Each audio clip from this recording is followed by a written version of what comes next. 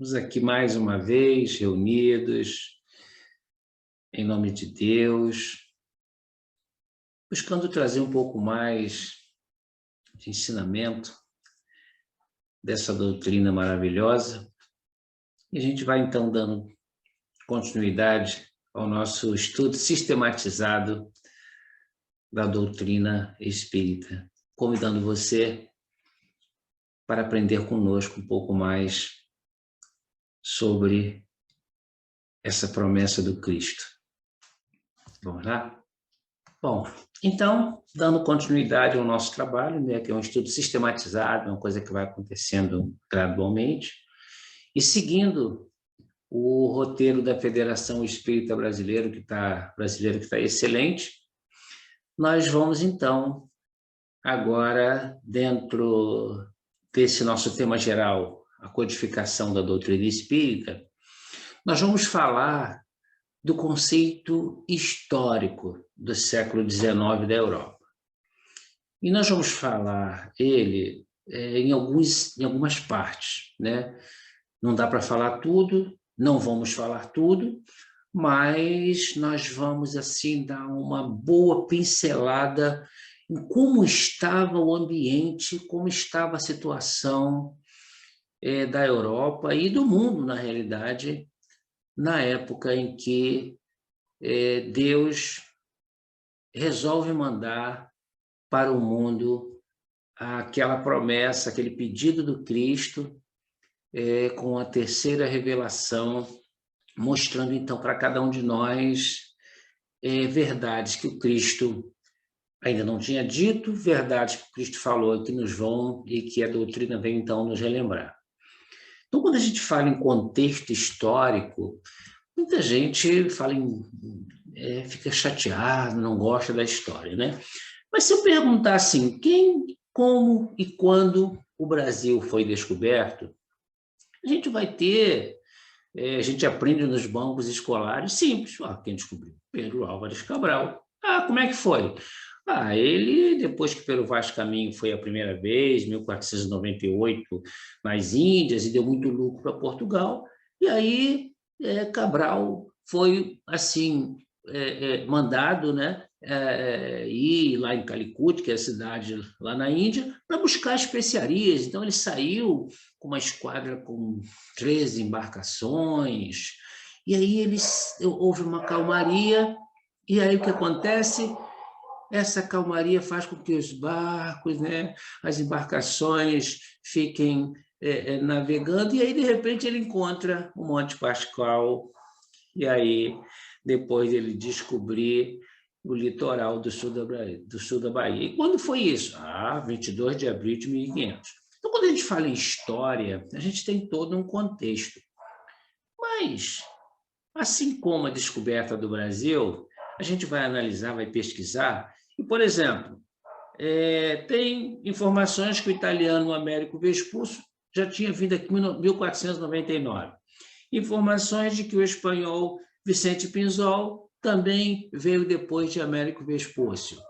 Tem outras informações que falam que o espanhol Diego de Lepe esteve aqui em 1500.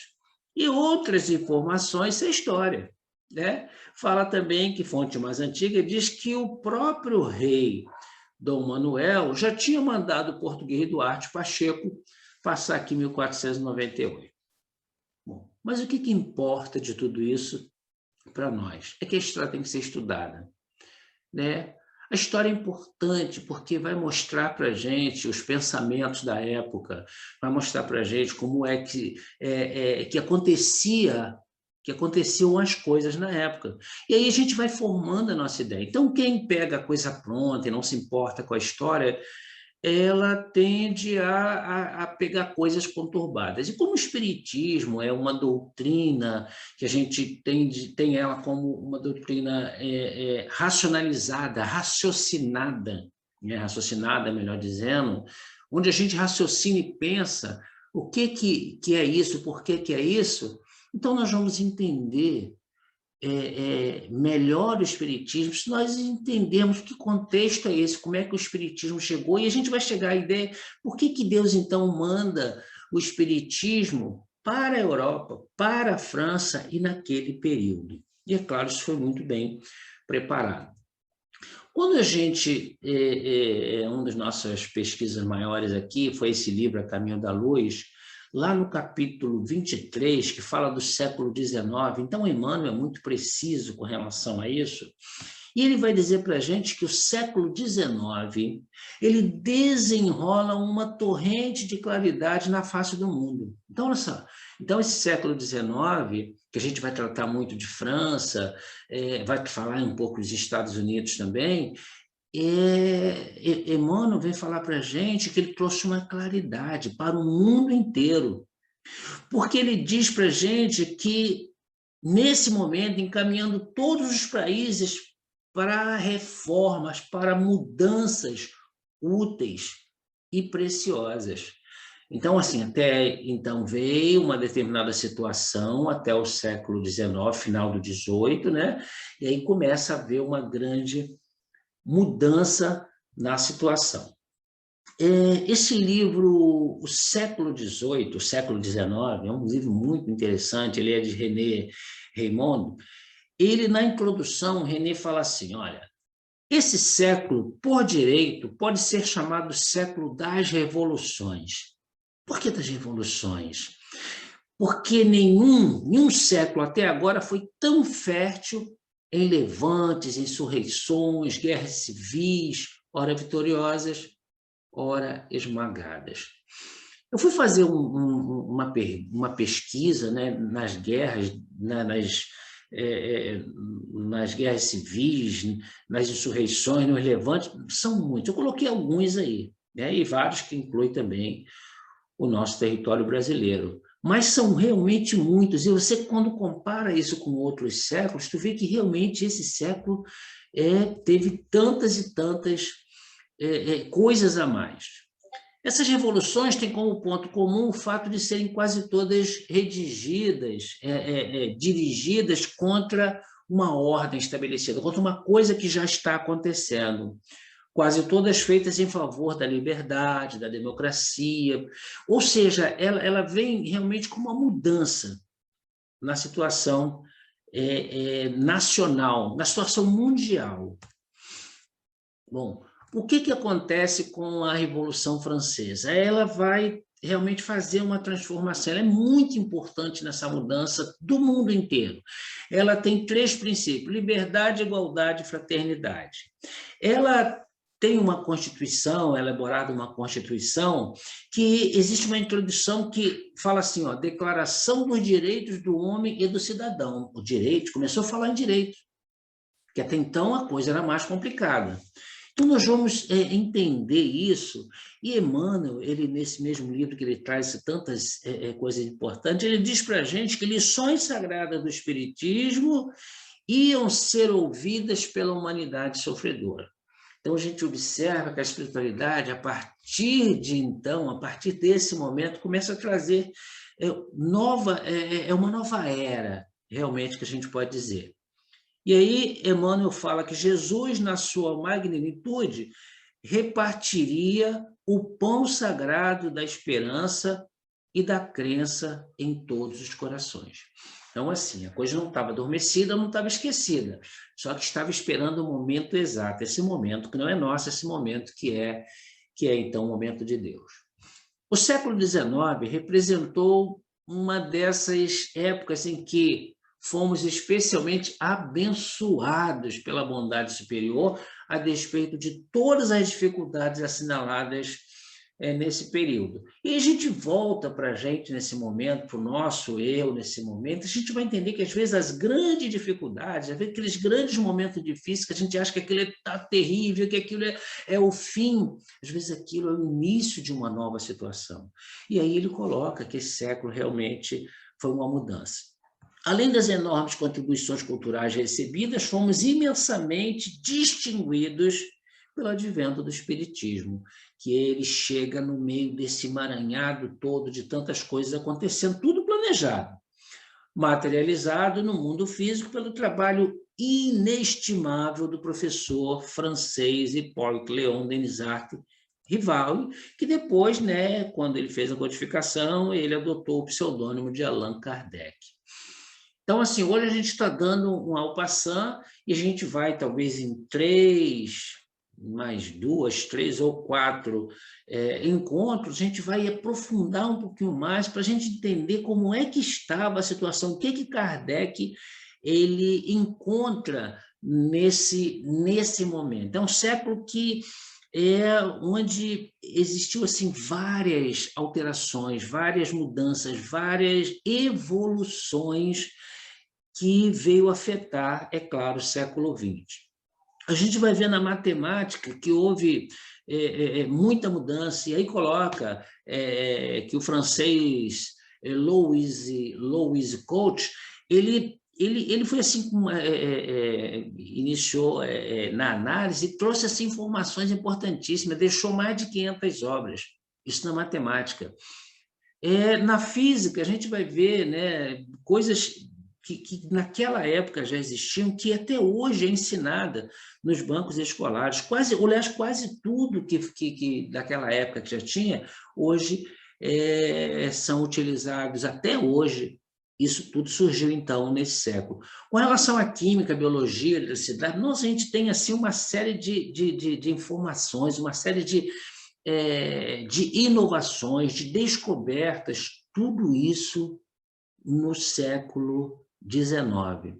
Então, assim, é um século que reteve muito aperfeiçoamento.